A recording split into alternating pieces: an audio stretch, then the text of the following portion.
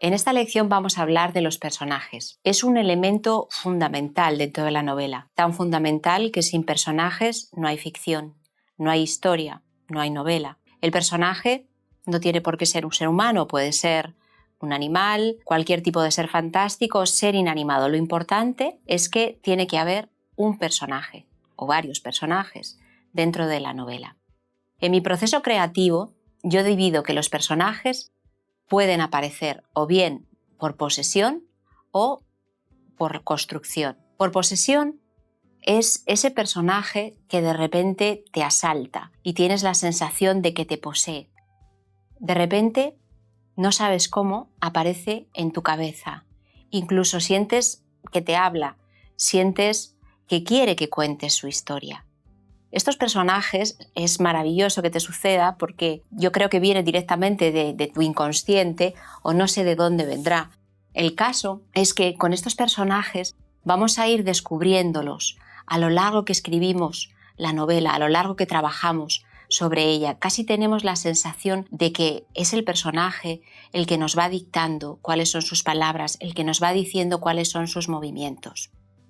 A mí me encanta una entrevista que leí de Julio Cortázar que decía que a veces le daba como apuro firmar sus libros porque tenía la sensación de que no los había escrito él, sino que lo habían escrito sus personajes. A mí me parece maravilloso, tanto si el personaje pueda veniros por posesión, como os digo, como si ese personaje es producto de una construcción con todos los elementos que vamos trabajando. Al final, el objetivo tiene que ser el mismo.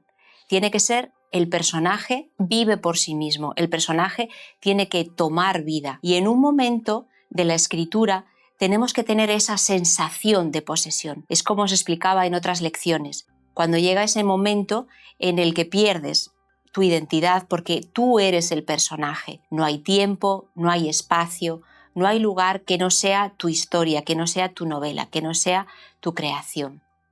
Así que, por construcción o por posesión, el final es que el personaje cobre vida. Hay que ser valiente también, porque a veces nosotros, con todo este proceso que estamos haciendo en el cuaderno, creamos unos personajes y cuando empezamos a escribir, de repente, o aparece un personaje nuevo o el personaje va por un camino que nosotros no habíamos planeado.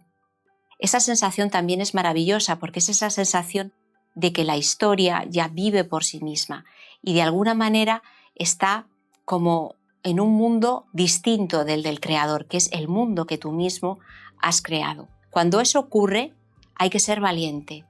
Es decir, hay que ser fiel a la historia, como decía Isaac Dinesen, otra autora que me encanta. Y muchas veces ese personaje a lo mejor va a tomar un camino que nos da miedo o va a tomar un camino por el cual no queremos caminar, podemos decir, porque es un tema que nos inquieta, es un tema que tenemos censurado. Ahí es donde suceden las cosas interesantes y si ese personaje ha surgido, siempre va a tener un motivo. Así que os animo a que dejéis que vuestros personajes vivan. La palabra personaje procede del latín y significa máscara, es un término latino. Y máscara porque era la que se ponían en el teatro grecolatino los actores delante de la cara, de tal manera que había una separación entre ese personaje y el actor. Aquí lo que hemos de tratar es que esa máscara se funda, no porque vaya a verse el autor, sino porque todo sea el personaje. La vivencia mientras escribís no seáis vosotros los autores, sino que sea el personaje. A la hora de construir los personajes y a la hora de pues darles, como os digo, ayudas, ¿no? O herramientas para darles vida, podemos empezar por ponerles nombre. Lo más fácil, cuando alguien nace, lo primero que haces es darle un nombre. El nombre puede tener un carácter simbólico. Por ejemplo, una novela que os recomiendo y que me apasiona, que es Pedro Páramo, de Juan Rulfo, puede hacer referencia a cómo queda Comala después de que el paso de Pedro Páramo por ella. Pedro Páramo. Es muy bonito también que hagáis esta simbología muchas veces entre el nombre y el personaje. Por ejemplo, en mi detective privado, quiero llamarle Mark. Me parece un nombre corto, seco y me da la sensación de alguien que es atractivo. Todo esto es lo que a mí me evoca este nombre y voy pudiendo dar rasgos a mi personaje. Podemos empezar dándole rasgos físicos. Si queréis, podéis empezar también, si os resulta más fácil y lo tenéis muy claro, desde el punto de vista del carácter, ¿no?, de ese personaje. Si Mark es atractivo, yo le veo, por ejemplo, con ojos oscuros. Esto es una percepción personal porque me gustan los hombres de ojos oscuros, morenos. Ahora voy escribiendo ideas que a priori luego desarrollaré, incluso que después el personaje me dirá que no es así y cambiará. El proceso luego es muy orgánico y lo importante es que os dejéis llevar. ¿Cómo puede ser mi personaje? Le veo callado, si es un personaje que hemos dicho que tiene un trauma, que tiene este sentimiento de culpa, ¿no? Es un personaje quizá tortuoso en algunos aspectos. Es un personaje que puede ser también que tenga unos valores sólidos.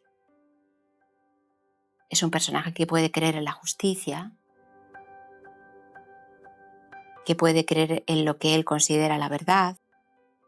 Bien, podéis ir dando rasgos físicos, tanto como de carácter, a los personajes. Una manera de presentar al personaje es a través de lo que se llama catálisis en la teoría narrativa, que es la descripción. La presentación del personaje comienza así, con una descripción física, con una catálisis. Podemos hacer también, como os digo, un retrato.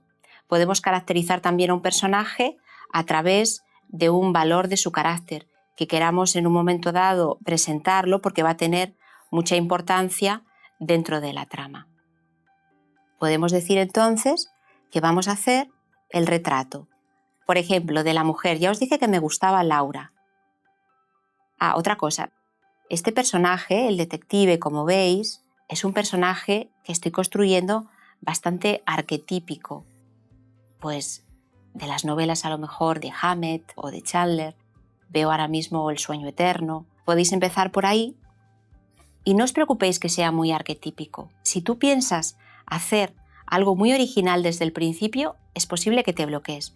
Así que si tú empiezas con un arquetipo y trabajas en ese arquetipo, ya veréis cómo es muy posible que de repente va a ir saltando algo más concreto y específico y va a ir haciéndose más original. Es decir, como hemos visto también en la lección anterior de las tramas, partimos de modelos y arquetipos para luego ir saltando a lo que es más propio nuestro para ir concretando. Laura, ya os dije por qué le he puesto este nombre, porque me encanta esta película de Otto Preminger y me encanta que sea una mujer pelirroja porque a mí es un color de pelo que me encanta y además es un color de pelo que me evoca a una mujer seductora, como una femme fatale. Me acuerdo, por ejemplo, de los cuadros en los que se pinta a Lilith, que es un personaje que aparece en muchos libros, ¿no?, o leyendas hebraicos en los que es la primera mujer de Adán y es expulsada del paraíso de alguna manera porque no quiere someterse a lo que Adán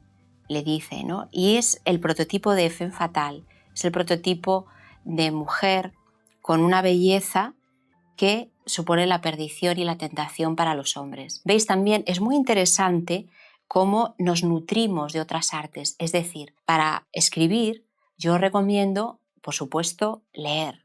Y por supuesto, como os decía también en otras lecciones, hacer músculo. Pero es interesante también cómo lo hemos conectado con la música y en este caso cómo lo conecto también con la pintura, ¿no? Y son toda una serie de arquetipos y modelos estéticos que en un momento dado para empezar a crear vuestro personaje, como os digo, desde el punto de vista de arquetipo o modelo, os puede surgir. A lo mejor de repente Laura pues es rubia, pero para empezar a mí me gusta que ella tenga un pelo rojo.